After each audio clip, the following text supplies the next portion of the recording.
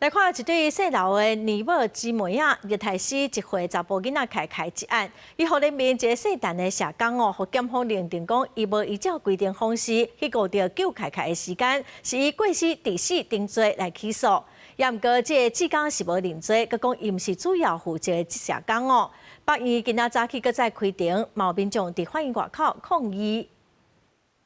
他从那个周保姆那边把他移到儿福，而且是移到那个二保姆那边去，他一手主办这个事情，然后他现在居然要申请无罪，我完全不能接受，他的罪应该等同那个二保姆。